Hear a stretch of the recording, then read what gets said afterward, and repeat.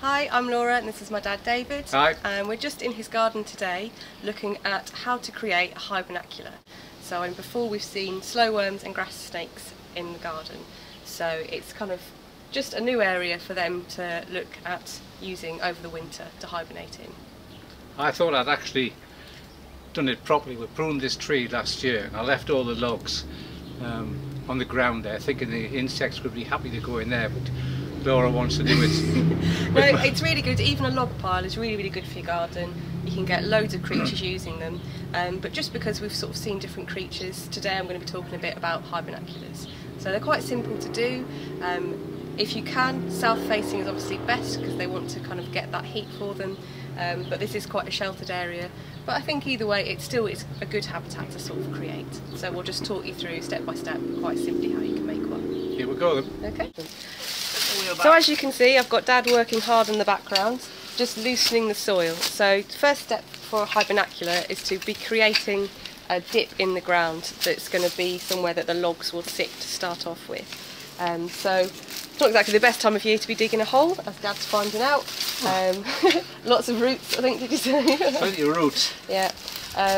So you want as much depth as you feel like you can really kind of do in a day without killing yourself. About 1/2 metre is really good.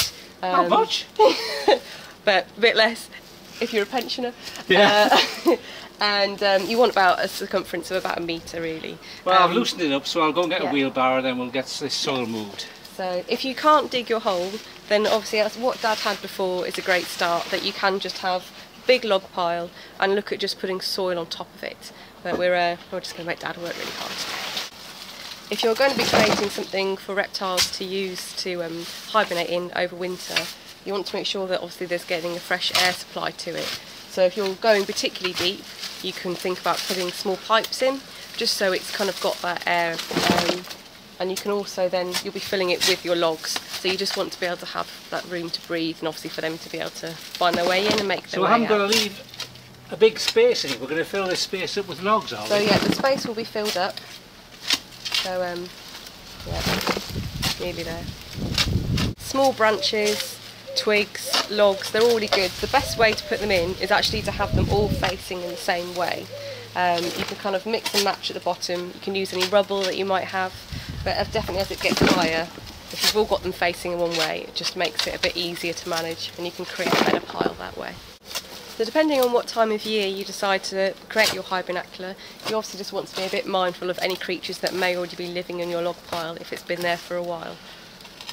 And if you have amphibians and you don't think you'd have reptiles in your garden, you could look at making one for amphibians. So over the winter, your frogs, your toads, your newts will often come out of the water to hibernate. So if you can make one near the pond, quite damp, somewhere that's going to stay dark, but they're going to be well protected, then they would use that area. Your native species to look out for are your grass snakes. So they often have a yellow collar around their neck.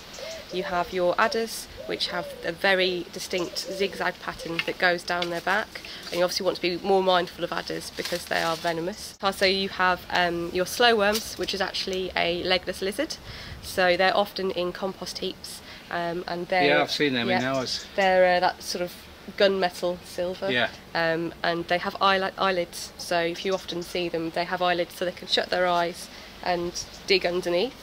And then you have your common lizards, so often you'll see those basking, but they're so quick that you just get a glimpse normally. And with any reptile, any lizard, you want to be really careful. You don't really want to pick them up that much because they can drop their tail as a defence mechanism. So grass snakes will create a horrible smell and then they'll feign death. So if you see them on their back, they do a very good comedy sort of tongue out, you know, kind of thing. Adders are venomous, so you want to kind of keep your distance from those. And your lizards, yeah, they can drop their tail, which will continue to wiggle so that their predator will go after the tail and giving them a chance to run away. I mean, they leave their tail? Yeah. I wonder what you meant by that. So that. they drop their tail so their vertebrae can separate, yeah, and their tail will continue to waggle on the floor and they will run away while the predator will go for the tail. And they can grow it back, but I call it a nubbin afterwards. It's never quite the same. So as you can see, Dad's just down here, so he's getting his logs all in order. Just like that? Just like that, yeah. They'll go in there. And then it's creating a bit of drainage, it's creating those little gaps, because what they're going to do is they'll find a way in, and they're really going to burrow themselves quite deep when they go to sleep. Oh, excellent. So they want to have those nice nooks and crannies. That's why I was saying if it's quite big, using pipes is a good way of getting that ventilation through. So once you've kind of filled in your gap really loosely, you can, almost as the pile is now, you want to be putting that over the top. I've got them all going the same way. I can just slowly, I'll fill it from the back and just move forward, yeah? Yeah, that sounds like a good idea to me. Right, that looks lovely. So we can get in there. Yeah. And it's a great habitat for loads of different creatures, so even if your grass snake decides he's not up for it, you'll find something else will want to. So someone will just get through the gaps there? Yeah. Well, that didn't take much doing. No. You did well there. Well done.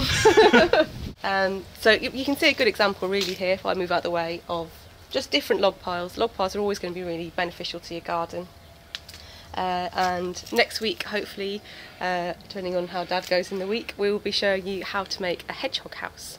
So you'll have to stay tuned for that one. Knowing Dad, it'll be like a 2-story mansion. So. Well, surely the small hedgehogs stay upstairs, don't they? Well Hoglets. Hoglets, yeah. Right, so come in, and you've got to say the last bit. No, I can't. But if you like it, don't forget Bend to... down. This is ridiculous. Go on. Come on, you've got to know it.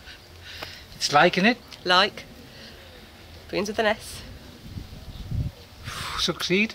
No, that can't be right. Subscribe. Subscribe. Oh, what's the last one? Pass it on. Close enough. And share. Goodbye. See you in the next one. Bye.